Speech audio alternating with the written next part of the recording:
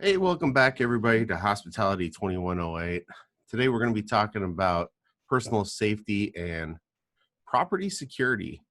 Um, Now, regardless of the hotel size, all GMs have concerns for safety, which is the protection of an individual's physical and well-being and health, and the security, the protection of an individual or business property or assets.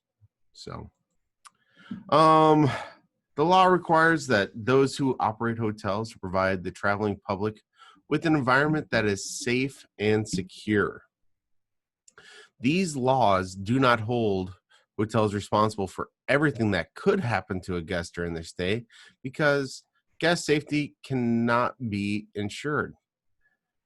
A hotel will not be held responsible for any resulting injury if it is determined that the hotel has exercised reasonable care. Now, reasonable care is a legal concept identifying the amount of care a reasonably prudent person would exercise in a specific situation. The legal standard of reasonable care means that GMs must operate their hotels with a degree of care equal to that of other reasonable GMs. Now, if it is determined that a hotel did not exercise reasonable care in regards to that threat, it is possible that the hotel will be held wholly or partially liable or legally required to compensate for loss or injury. In such cases, hotels may be required to pay what is called damages, the actual amount of losses or costs incurred due to the wrongful act of a liable party.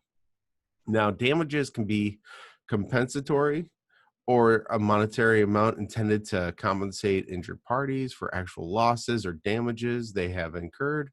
This typically include items such as medical bills or lost wages. Now, damages can also be punitive. This is a monetary amount assessed to punish the liable parties and to serve as an example to the liable party as well as to others not to commit the wrongful act in the future. So, we need to do a little bit of staffing, right? So we have the department or the director of safety and security, your department heads, GM, safety and security committee, and you also want to get advice from your local law enforcement as well. Employee safety training programs, they tend to be property specific training as well as department specific. Employee-directed safety training programs typically used in many hotels address both employee and guest safety, including the following, from fire safety to bloodborne pathogens. It's also going to include things such as keeping the employee safe from back injury, proper lifting, slips, trips, and falls, workplace violence, sexual harassment, how to perform CPR or to use a defibrillator, that type of stuff. In addition to the training resources that can assist hotel safety efforts, other hotel resources are available from industry manufacturers and suppliers. These include things such as recordable locks. Now, recodable locks. All hotels should use recordable locks. Each lock contains a device reader and electronic lock control module connected to a motor actuated lock mechanism. Standard alkaline batteries, in other words, the standard batteries you can buy pretty much anywhere, power the entire lock. A visible warning light warns staff when the batteries are within 3 months of needing replacing. Don't be that person who waits until it's actually dead and the guest can't get into their room to replace it. Another thing is alarm systems. Alarms of many types are used within the hotel industry, and they can either be audible or silent. Internal alarms is a warning system that notifies an area within the hotel if the alarm is activated. Contact alarms are a warning system that notifies an external entity such as fire or police department when the alarm is activated. So, internal alarms are generally designed to serve as a deterrent to criminal or mischief activity. Some important spaces that may be protected by internal alarms are storage locations, hotel facilities such as pools, spas, and exercise areas, hotel grounds, and perimeter. Some important areas that are likely to be protected by contact alarms include the front desk, food and beverage, and controller's office. Hotel fire alarms are so important that federal law as well as local building codes mandate them. So, to help back all this up, we're also going to have a surveillance system. Now, CCTV is a closed circuit television. Recorded and transmitted equipment is directly connected. Uh, DVR cameras wired to storage device to capture, record things. More common now is and very affordable are wireless surveillance systems. An IP camera, digital camera sends data and recordings to a computer network or the internet, may use DVR or cloud based. So I always found it important that you have a backup. So what if the internet goes down, right? All of a sudden, a cloud base is kind of useless. So yeah, a nice mix, especially since how affordable they are now, is probably prudent. Emergency planning, despite GM's best efforts, safety and security emergencies will occur. To prepare for a crisis, the GM should implement an effective emergency plan, a document describing predetermined intended response to safety and security threat that may be encountered.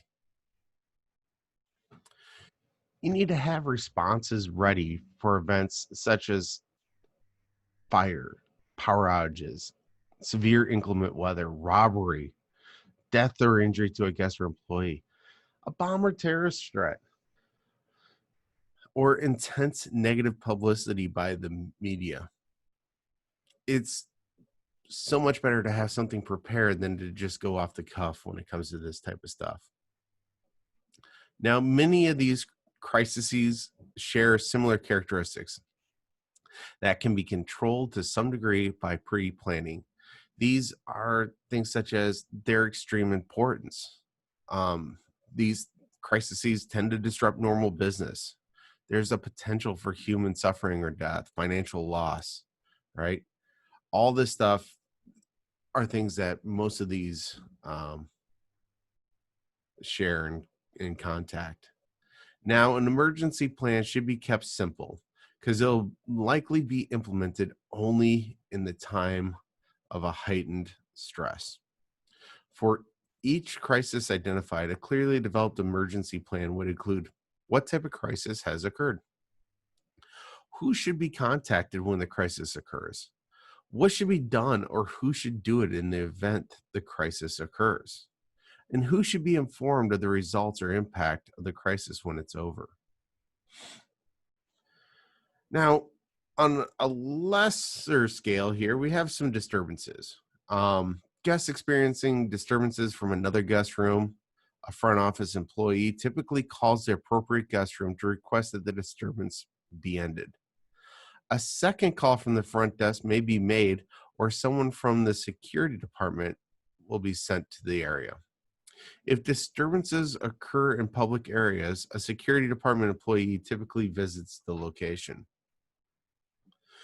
Medical emergencies. When notified about a medical emergency, hotel staff should obtain the following information: name, location, and nature of the emergency. The staff should then notify the proper emergency responders and provide the following information: hotel name, address, callback number. Make sure you have the hotel address visible and easy for anybody to see, because I guarantee you go and ask your employees right now or any of your coworkers, what is the address of the place that they work at? You might get one that gets it right. The staff should of course, the nature of the emergency, the general condition of the guest and their location, In a medical emergency, these are appropriate responses from the hotel staff. Hotel staff should never, under any circumstances, make the decision that someone does not need assistance. It's not your call. If the person needs ask for assistance, call 911. When emergency personnel arrive, those individuals should be met by a hotel staff member at appropriate hotel entrance, given all relevant information, and escorted to the affected person's location. Hotel staff should fully cooperate with emergency personnel. In the event of a death, the hotel staff should secure the area around the body until the police arrive. And during and after the emergency, hotel staff must not share information about a guest's medical condition with other individuals, inside or out.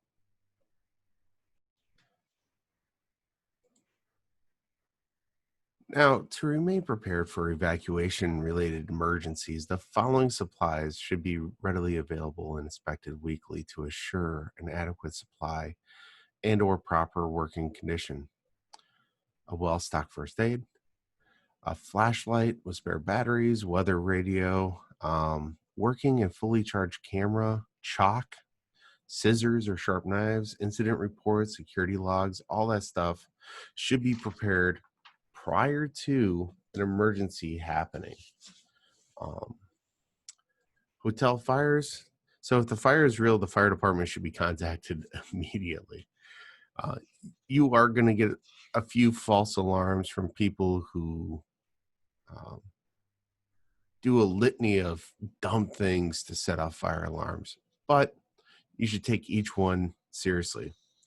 If an evacuation is necessary, the manager on duty should contact the front desk and tell them to implement the emergency evacuation procedures. Guests should be called and told to evacuate. If the room door is hot or if guests cannot leave the area, then they should remain in their rooms,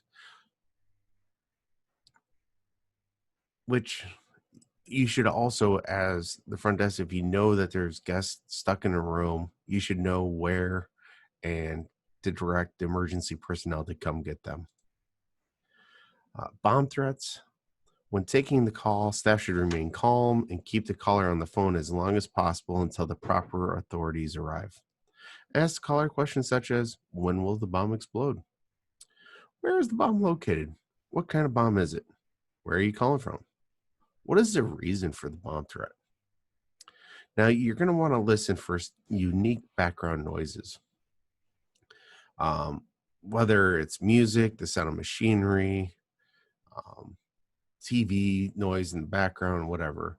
Listen for key characteristics of the caller. Try to determine their gender, approximate age, race, voice, accent, or disguised voice, whatever it is, right? Hotel employees throughout the property will need to follow instructions provided by the proper authorities to help assure the safety of the guest, right? Now, there's other emergencies that may happen. Down here, we deal with severe wind and floods and earthquakes, right? Quite often. We don't really get severe winter weather here, but whenever there is a little bit of snowflake in the air, it sure seems like a emergency to some.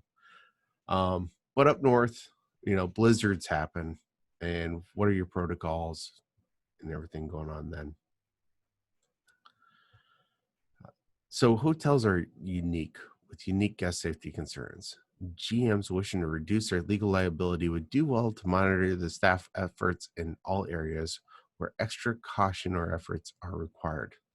These include the swimming pools, spas, parking lots, right? With swimming pools, you're gonna need to sit there and post the operational hours and open the pool only during those hours.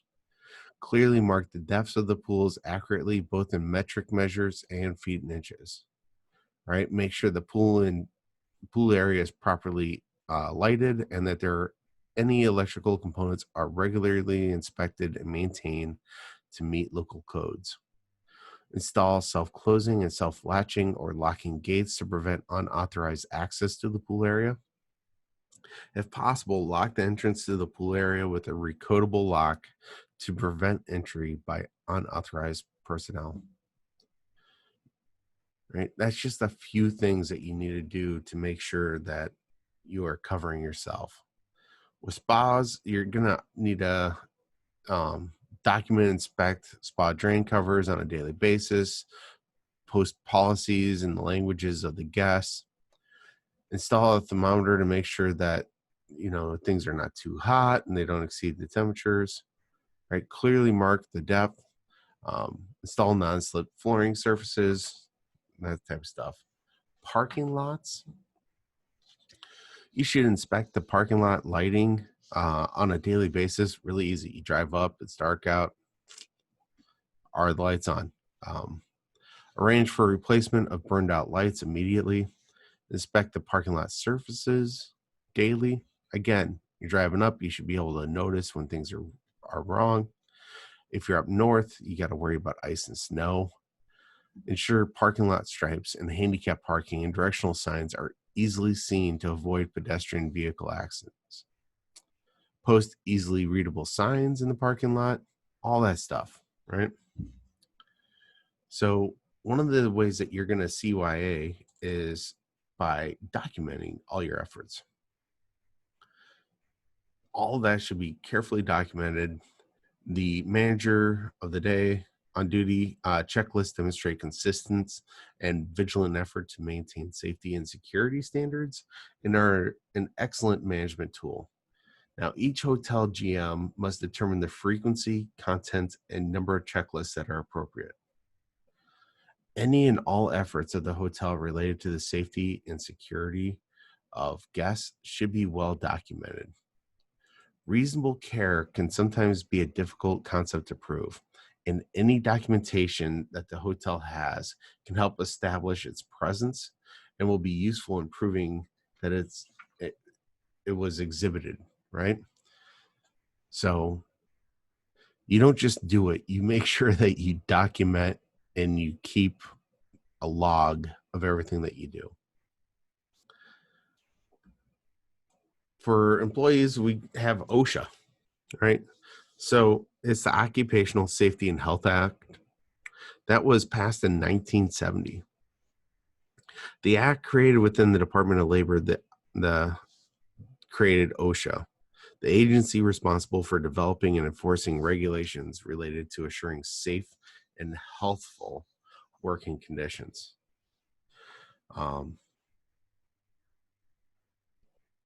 By providing a safe workplace for employees by complying with OSHA health and safety standards and provide workers with only the tools and equipment to do their jobs to do it safely.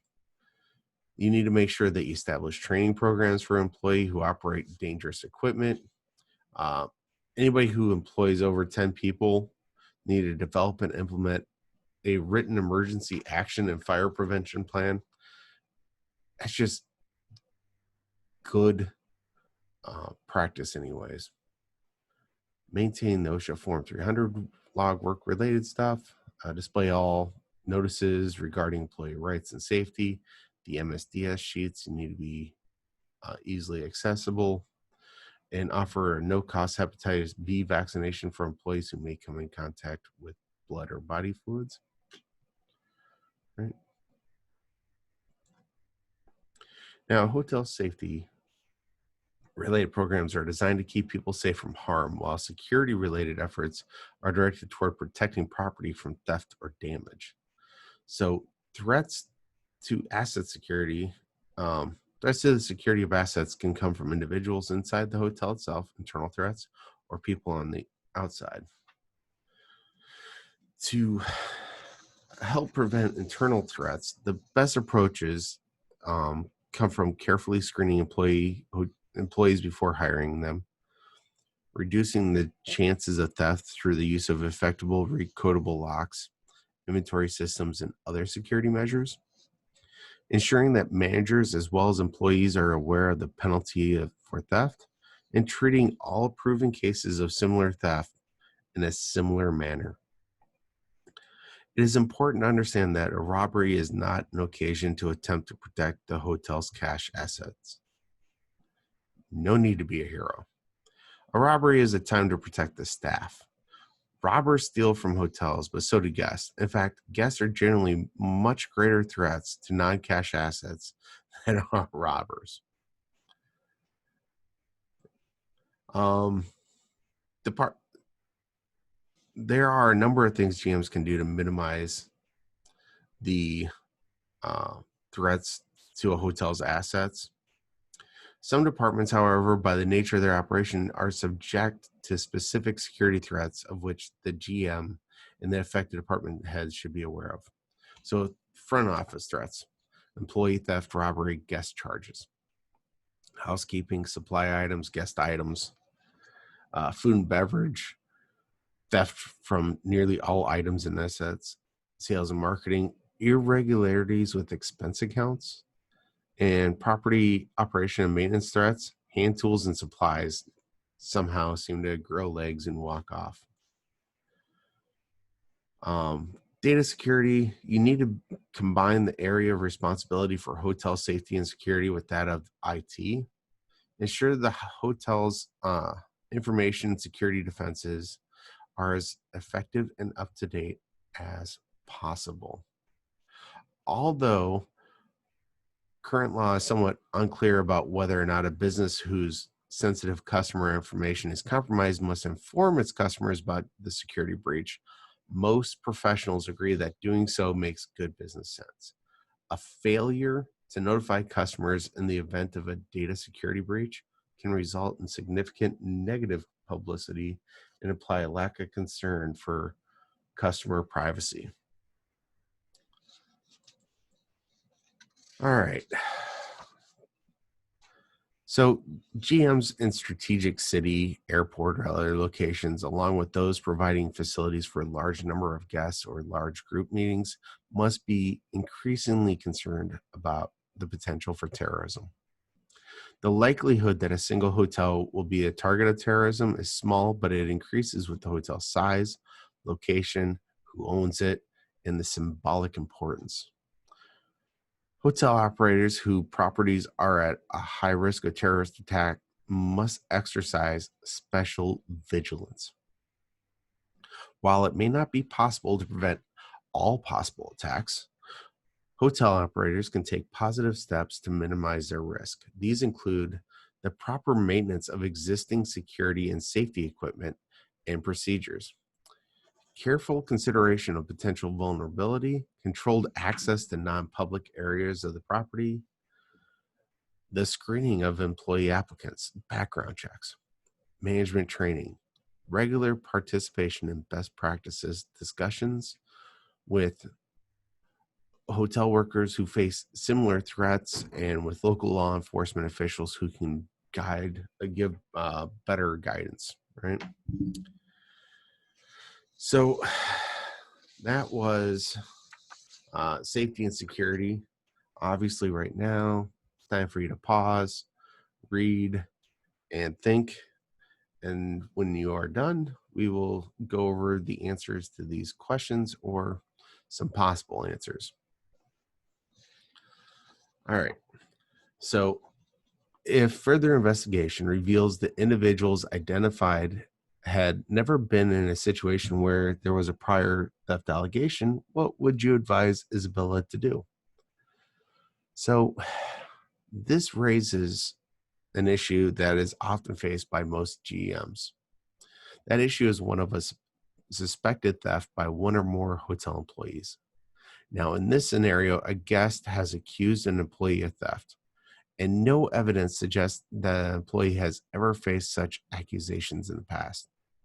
While the GM must, of course, investigate the guest claims, it is also important to recognize that the employee in this scenario, like all individuals who are accused of a crime, is innocent until proven guilty.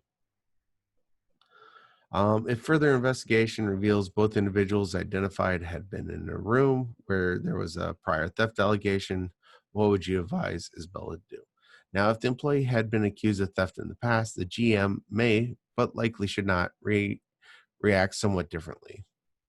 This question is included to encourage you to think about the issues of workers who have been accused of but not convicted of past crimes.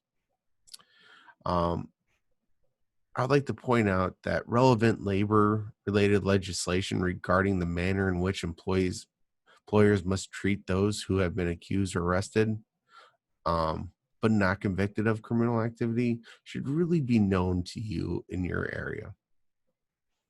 All right, if further investigation reveals that only one of the individuals identified had been in a room where there was a prior theft allegation and that person had been involved in three such allegations in the past 6 months, what would you advise them to do? Now, while employees are indeed innocent until proven guilty, the question is included to kind of raise the issue of reasonable care as it relates to this and other employee related situations. Now, the legal concept of reasonable care requires managers to take steps that would be taken by a reasonably prudent manager. To make this point, I would encourage you to consider how you would likely respond if you were serving on a jury seeking to establish liability on the part of the hotel in a guest room related theft. And especially if you're informed by the plaintiff's attorney that the hotel worker accused of theft has been accused of guest room theft 15 times in 1 year. But the hotel took no action because it could not prove the thefts or the actions of the suspected employee. Now, clearly, the concept of foreseeability would be important in this case and should be addressed. Okay. What do we got here? Regardless of the conclusion, what would you advise her to tell Miss Sullivan? The guest in this scenario should be informed that the investigation will take place and a general manager should ensure that it is properly undertaken. In addition, the hotel's insurance carrier should be notified immediately, and then steps must be taken to ensure that the hotel is in compliance with the insurance carrier's stated procedures. For example, potential theft by employees. These procedures should then be followed and communicated to the guest. Anyways, that's been chapter 13. I hope that you're doing well. You've been awesome. I've been Dr. Mosley. Take care.